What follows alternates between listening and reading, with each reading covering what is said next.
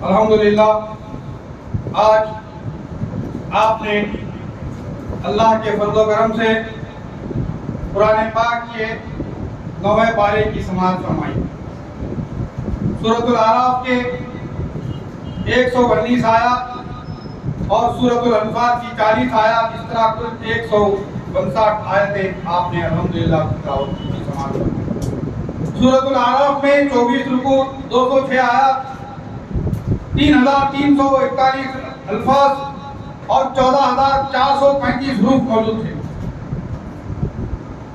آپ نے آیت نمبر 88 سے 93 تک قوم شعیب کا سلسلہ سنا کہ قوم کے سردار سرکشی پر اتر آئے اور شعیب اور مومنین کو دھمکیاں دینے لگے تو اللہ کا عذاب رجفہ انہیں آ گھیرا اور یہ اپنے گھروں ہی میں دفن کر دیے گئے۔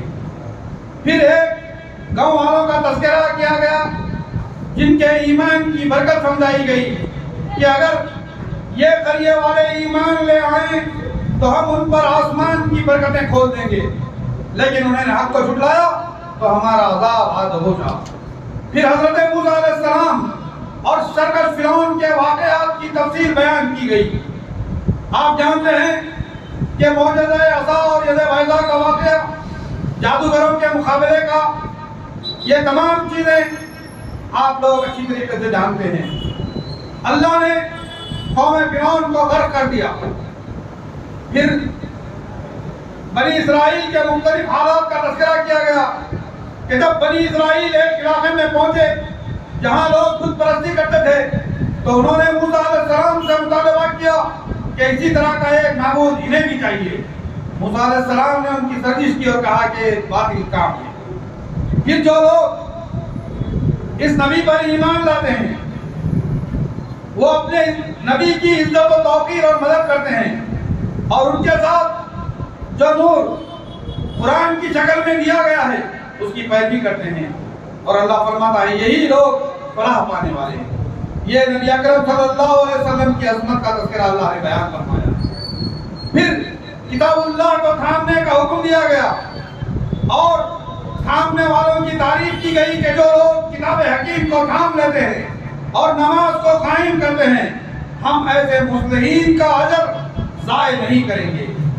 پھر رب ذوالجلال والاکرام نے بنو آدم سے لیے گئے توحید الہی کے وعدے کا تذکرہ کیا کہ اللہ نے عالم ارواحی میں آدم علیہ السلام کی ذریت سے وعدہ لیا تھا کہ کیا میں تمہارا رب نہیں ہوں؟ تو تمام نے گواہی دی تھی کہ ہاں اے اللہ تو ہی ہمارا رب ہے، ہم اس کے گواہ ہیں۔ پھر جہنم انسانوں اور جن سے بڑھتی جائے گی کیونکہ ان کے پاس دل ہے لیکن سمجھ نہیں ہے، آنکھ نہیں ہے لیکن بصارت سے محروم، کان ہے لیکن سماعت سے محروم، یہ تو چوپائے ہیں بلکہ ان سے بھی بدتر ہیں، یہی لوگ غافل ہیں۔ جہنم انسانوں اور جہنم جنوں سے بھرتی جائے گی کیونکہ جو لوگ اللہ کی نافرمانی کریں گے انہیں اللہ عذاب میں مبتلا کرے گا، کیونکہ ان سب نعمتوں کے باوجود جو ہدایت کو نہیں پہنچتے ہیں ان کے لیے اللہ نے رسوا کو عذاب رکھا ہے۔ پھر فرمایا گیا کہ اللہ نے اپنے لیے بہترین ناموں اسماء حسنی کو پسند کیا، اسے انہی ناموں کے ساتھ پکارو جو اس ناموں میں لڑتے ہیں، ان ملحدین کو ان کے ہاتھ پر چھوڑ دو۔ پھر آیت نمبر 127 میں کفار کا یہ سوال کہ قیامت کب آئے گی تو جواب دیا گیا کہ اس کا علم تو صرف اللہ ہی کو ہے اور وہ ضرور آئے گی۔ پھر رب ذوالجلال والاکرام نے نبی اکرم صلی اللہ علیہ وسلم کو حکم دیا ہے کہ لوگوں سے کہہ دے کہ نفع میں نہ میں نفع کا مالک ہوں نہ نقصان کا، ہاں جو اللہ مقدر کر دے، اور علم غیب بھی مجھے حاصل نہیں ہے، اگر میں اس کا مالک ہوتا تو بہت سی بلائیاں خود حاصل کر لیتا اور کوئی تکلیف مجھے نہیں پہنچتی۔ میں تو ایمان والوں کو ڈرانے والا اور خوشخبری سنانے والا۔ لوگ حقیر اور کمزور معبودوں کی عبادت کرتے ہیں، ایسوں کو اللہ کا شریک بناتے ہیں جو کسی بھی چیز کو پیدا کرنے کی طاقت نہیں رکھتے، جو خود پیدا کیے گئے۔ پھر بتایا گیا ہے کہ وہی اللہ جس نے کتاب کو نازل فرمایا وہ صالحین کا دوست، وہ ذمہ دار ہے۔ کہ رب الجلال والاکرام نے حکم دیا ہے کہ عفو و درگزر کو اختیار کرو اور نیکی کا حکم دو اور جاہلوں سے کنارہ کشی اختیار کرو۔ پھر حکم دیا گیا جب بھی شیطانی وسوسے پیدا ہوں تو اللہ کی پناہ مانگ لیا کرو۔ پھر رب الجلال والاکرام نے عاجزی و خوف سے دعا مانگنے کی تلقین کی کہ ذکر الہی کے آداب بتائے ہیں کہ اپنے دل ہی دل میں عاجزی اور خوف کے ساتھ دعا کریں، چیخ و چلا کر بلند آواز میں گفتگو کی طرح نہ کریں، صبح و شام اذکار کریں، اللہ کا ذکر چھوڑ کر غفلت کا شکار نہ ہوں۔ پھر آخری 206ویں آیات میں اللہ نے ملائکہ کی صفت بیان کی ہے کہ اللہ کی عبادت سے وہ روگردانی نہیں کرتے، ہمیشہ اللہ کی تسبیح بیان کرتے ہیں اور اسی کے لیے سجدہ ریز ہو جاتے ہیں۔ الحمدللہ یہاں سورۃ الاعراف مکمل ہوا۔ پھر ہم نے سورۃ الانفال جو قرآن کا 8واں سورہ ہے اس کی 40 آیتیں سماعت فرمائی، جس میں سورۃ الانفال میں 10 رکوع ہیں، 75 آیات ہیں، 1242 الفاظ ہیں اور 5387 حروف ہیں۔ رب الجلال والاکرام نے اس میں جو احکام دیے ہیں آپ سماعت کریں کہ یہ سورت مدنی ہے۔ انفال نفل کی جمع ہے جس کے معنی زیادہ کے ہیں۔ یہ اس مال و اسباب کو کہا جاتا ہے جو کافروں کے ساتھ جنگ میں ہاتھ لگے ہیں، جیسے مال غنیمت بھی کہا جاتا ہے۔ یہ سورت جنگ بدر کے دوران مقابل بدر میں نازل ہوئی۔ پھر رب الجلال والاکرام نے فرمایا یہ مال غنیمت اللہ اور اس کے رسول کا ہے۔ حقیقی معنوں میں مومن وہ لوگ ہیں جنہیں اللہ کے ذکر میں سکون ملتا ہے۔ جب اللہ کی آیتیں پڑھی جاتی ہیں تو ان کی ایمانی کیفیت میں اضافہ ہوتا ہے اور وہ اللہ تعالیٰ ہی پر توکل رکھتے ہیں، جو نمازوں کی پابندی کرتے ہیں اور ہماری عطا کردہ روزی خرچ کرتے ہیں۔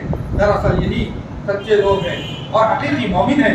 اللہ تعالیٰ کے ہاں ان کے لیے بلند درجہ اور مغفرت اور عزت کی ہوتی ہے۔ حدیث ساتھیوں، ہم قرآن پاک جب سنتے ہیں اگر ہمارے ایمان میں زیادتی ہوتی ہے، وَإِذَا تُلِيَتْ عَلَيْهِمْ آيَاتُهُ زَادَتْهُمْ إِيمَانًا، جب ہمارے ایمان میں زیادت ہوتی ہے تو آپ یہ سمجھ لیں کہ یہ ہمارے اندر مومنانہ صفات ہے۔ اللہ کا ڈر اور خوف ہمارے اندر موجود ہے کہ یہ مومن کی نشانی بتائی گئی ہے کہ جب قرآن کی آیتیں اس کے سامنے تلاوت کی جاتی ہیں، وَإِذَا تُلِيَتْ عَلَيْهِمْ آيَاتُهُ زَادَتْهُمْ إِيمَانًا، اس کا ایمان بڑھ جاتا ہے۔ اللہ تبارک و تعالیٰ نے پھر آگے حکم دیا کہ اللہ اہل ایمان کو خطاب کر کے اللہ اور اس کے رسول کی اطاعت و فرمانبرداری کا حکم دیتا ہے اور نافرمانی سے روکتا ہے۔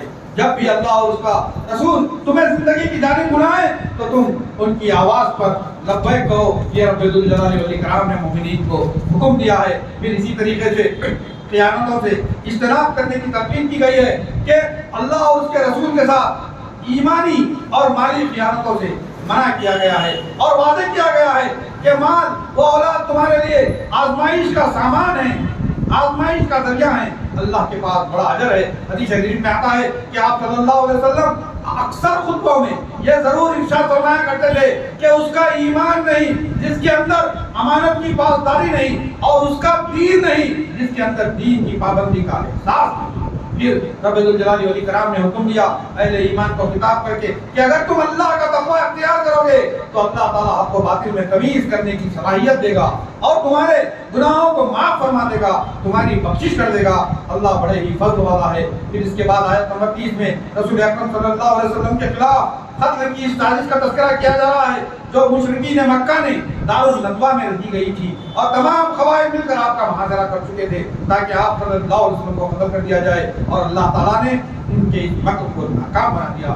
پھر نبی کی عظمت بیان کی گئی ہے کہ آپ کی موجودگی میں ہم کو عذاب نہیں دیں گے، شاید کہ آئندہ وہ مسلمان ہو کر استغفار کریں گے۔ پھر رب الجلال والاکرام نے خبر دی ہے کہ مشرکین کی عبادت تو سیٹیاں مارنا، تالیاں بجانا اور شور و شغب ہی ہے، وہ تو کعبۃ اللہ کے پاس یہی کام عبادت سمجھ کر کرتے ہیں۔ پھر فرمایا گیا، خبر دی گئی ہے کہ اللہ کے راستے سے روکنے کے لیے مشرکین و کافرین ہمیشہ دولت خرچ کرتے ہوئے آتے رہیں گے اور اسی طرح وہ کرتے رہیں گے۔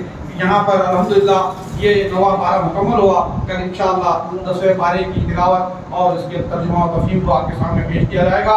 اللہ تبارک و تعالیٰ سے دعا ہے کہ اللہ تبارک و تعالیٰ ہم تمام کی عبادتوں کو قبول فرمائے, ہم تمام کے روزوں کو قبول فرمائے, ہم تمام کی عبادتوں کو تلاوت قرآن کو قبول فرمائے, ہم تمام کے گھروں میں خیر و برکت عطا فرمائے, ہم تمام کے کاروبار میں خیر و برکت عطا فرمائے, ہم تمام کی تمام لفظوں کو معاف فرمائے, ہم تمام کو جب تک رکھے عزت سے رکھے, ہم تمام کا خاتمہ ایمان پر فرمائے, ہمارے مرحوم والدین کی مغفرت فرمائے, تمام مرحوم رشتہ داروں کی مغفرت فرمائے, دادا دادی نانا نائی بھائی بہنیں جو بھی انتقال کر گئے رب العالمین ہم اس سے ان کی بخشش کا سوال کرتے ہیں. اس ماہ رمضان کی برکت سے تو تمام کی مغفرت فرما, ہم تمام کو بھی اعلیٰ علم میں جگہ عطا فرما. جب اس دنیا سے جانے کا وقت آئے تو ہم تمام کی بھی مغفرت ہو چکی ہو. اے اللہ تو ہم سب کو ہر قسم کے عذاب سے محفوظ فرما, ہر قسم کی بدگمانیوں سے محفوظ فرما, ہر قسم کے برے وسوسوں سے محفوظ فرما, ہر قسم کی نفسی شرارتوں سے محفوظ فرما, اور ہم تمام کا خاتمہ ایمان پر فرما. اور اس دنیا سے جاتے وقت ہم تمام کی زبانوں پہ کلمہ طیبہ لا الہ الا اللہ محمد رسول اللہ جاری و ساری فرما.